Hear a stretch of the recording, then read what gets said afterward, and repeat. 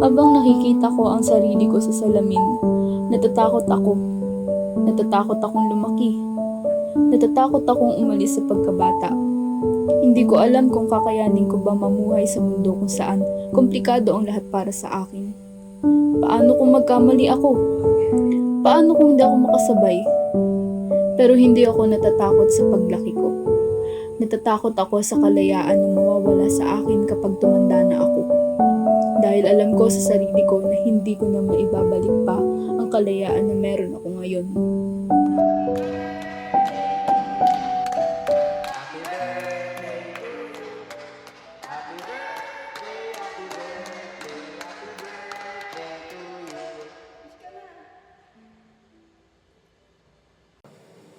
Anong wish mo?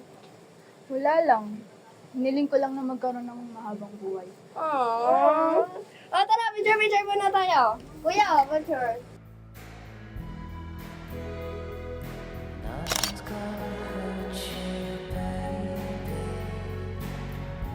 Ang mga sandaling to, ang mga taong to, sila ang mga tunay kong yaman. Sila ang pamilya ko. Sila ang mga nakakita sa akin sa lahat ng aspeto. Sa mga magagandang panahon at pati sa mga mas mahirap. Sa bawat tawa, sa bawat tahimik na sandali, pinaparamdam nila na hindi ako nag-iisa. Pero minsan, naiisip ko kung hanggang kailan ko kaya ito panghahawakan. Hanggang kailan ko kayang magpanggap na ayos lang ako. Sobrang halaga nila sa akin. Sana lang alam nila kung ano talaga ang tunay na nararamdaman ko.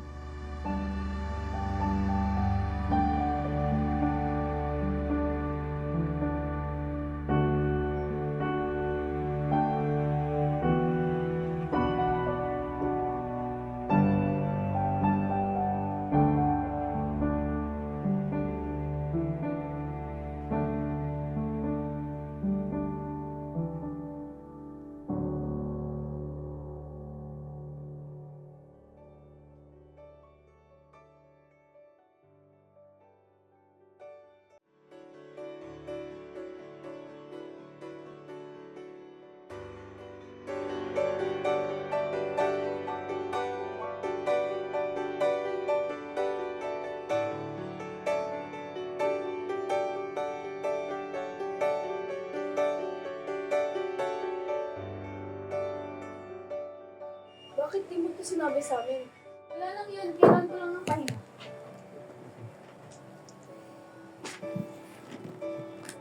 Lucille, hindi to wala lang. Kaibigan mo kami, no?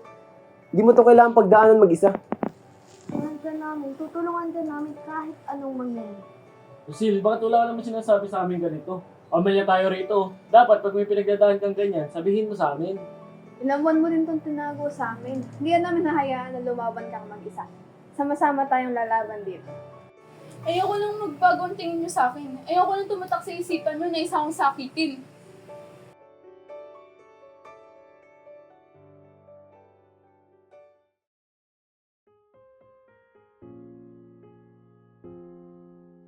Salamat sa pagpunta, ha. Maraming pinagdadaanan si Lucille, di niya lang sinasabi. Nalaman na po namin ang about sa surgery. Tinawi na po sa amin ng ilang buwan at ngayon na din namin nalaman. Ayaw niyang maging pabigat. Mas nga sa amin, lumalayo siya.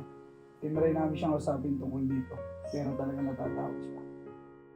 Naging malayo rin po siya sa amin at hindi rin po namin alam kung bakit po siya naging ganun.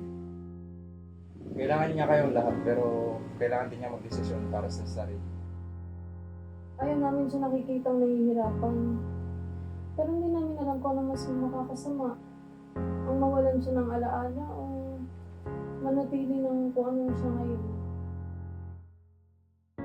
Dito lang po kami kahit ano ang mangyari. Tingnan niyo to. Hindi siya papayag dyan. Ayaw niya makalimutan ng kahit ano, lalo na tayo. Kailangan niya magpa-opera. Pero hindi niya dapat malaman kung gaano ito kalala. Kailangan natin iparamdam sa kanya na sa mga sitwasyong ganito, magkakasama pa rin tayo. Tama, gagawa tayo ng mga magagandang memories, magiging maayos din siya. Christmas party na tayo. Sayang naman yung pang-aesthetic eh. Aesthetic ka pero. Hindi, for the party lang. O kaya magpa-swimming na lang tayo. Lipat nga natin yung tugtog. Iba naman.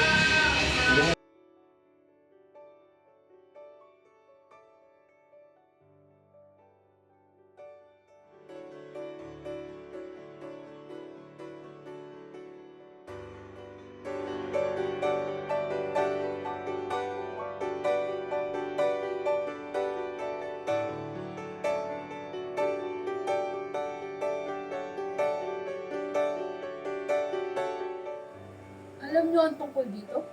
Alam niyo at hindi niyo sinabi sa akin? Sinusubukan ka lang namin protektahan, Lucille. Gusto lang namin na gumaling ka. Gusto niyo kalimutan ko ang lahat? Ang mga alaala ko? Ang buhay ko? Ayoko mawala yun. Please, Lucille. Gusto ka lang namin tulungan. Hindi ko na gusto to. Hindi ko na alam kung sino na ako.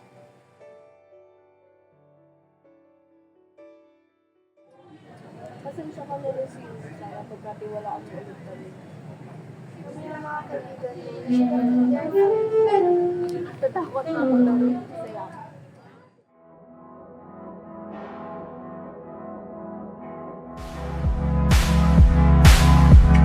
This dream isn't feeling sweet. We're reeling through the midnight streets, and I've never felt more alone. It feels so scary getting old. I want it back. The ones we had, the ones we had. It's not enough to feel the light. I want it back. I want it back. You're the only friend I need.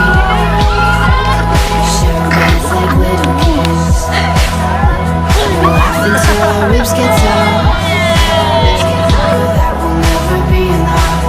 Never be enough. Never be enough. That will never be enough. That will never be enough. Even if I forget everything, I'll always remember the love that held me together.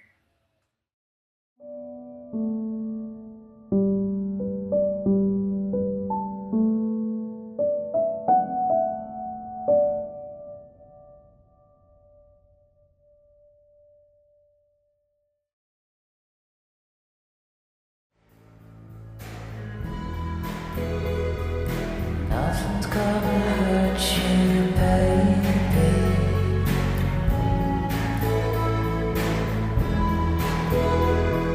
As long as you're with me, you'll be just fine.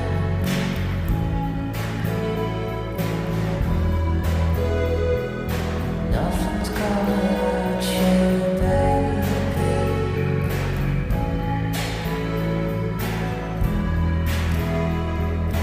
Nothing's gonna take you from my side.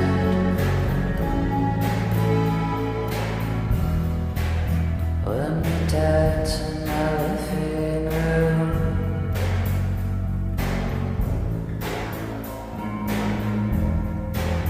to the silly 90s heartbeat.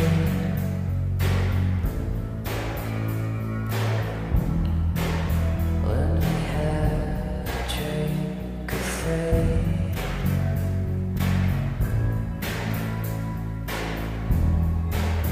always enter a hazy show scene.